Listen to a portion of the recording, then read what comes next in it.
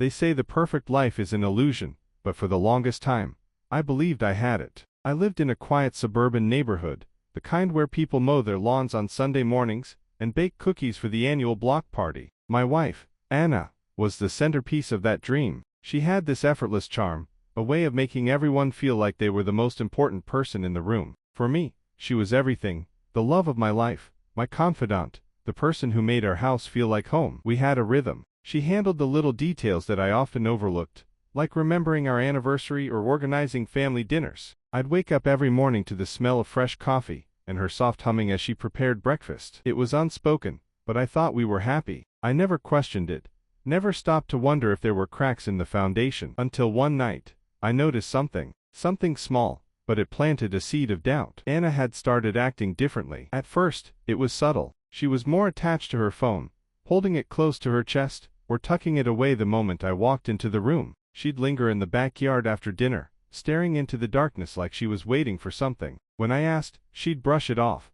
say she was just enjoying the quiet. But it didn't feel like the truth. Then there were the mood swings. One minute, she'd be laughing at some silly TV show, and the next, she'd snap at me for leaving a glass on the counter. It wasn't like her, and it set off a quiet alarm in my head. The tipping point came late one night. I had been working in my home office, the soft glow of the computer screen illuminating the room, when I heard her footsteps. I stepped out quietly and saw her by the window, staring at the house next door. Sophie's house. Our neighbor had moved in a few months earlier. Sophie was young, recently divorced, and had this magnetic energy that seemed to draw people in. Anna and Sophie had struck up a casual friendship, or so I thought. But the way Anna looked at her house that night, it wasn't curiosity or even concern. It was something else entirely. The next day, I couldn't shake the image of her by that window. It gnawed at me, a quiet unease that I couldn't ignore. I started paying closer attention. Sophie had always seemed harmless to me, just another neighbor with her own story. I'd exchanged pleasantries with her,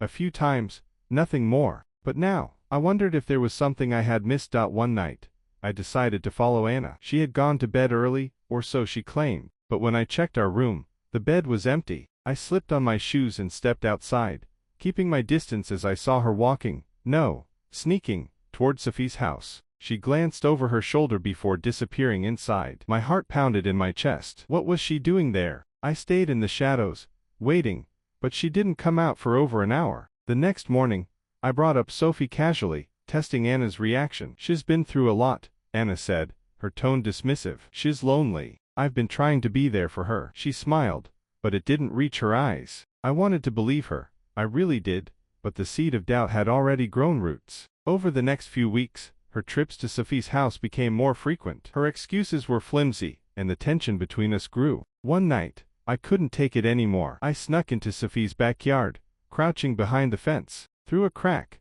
I could hear their voices, low and urgent. "He can't find out," Anna said. "It would ruin everything." Sophie's reply was muffled, but it was enough to confirm my worst fears. They were hiding something. I couldn't bring myself to confront her yet. I needed proof. The betrayal burned inside me, a slow, smoldering anger. If she could keep secrets, so could I. I started spending more time at work, avoiding her as much as possible. Claire, a coworker, noticed my change in demeanor. She was kind, sympathetic, and before I knew it, I was confiding in her. It wasn't an affair, not really, but it was something, a connection I hadn't felt in a long time. The irony wasn't lost on me, but I wasn't done with Anna. I installed a hidden camera in our house, desperate to catch her in the act. And I did. Late one night, I watched the footage as she slipped out of bed and left the house. I followed her again, this time with a camera of my own. She went to Sophie's house, just as I expected, but she wasn't alone. A man joined them. He looked familiar,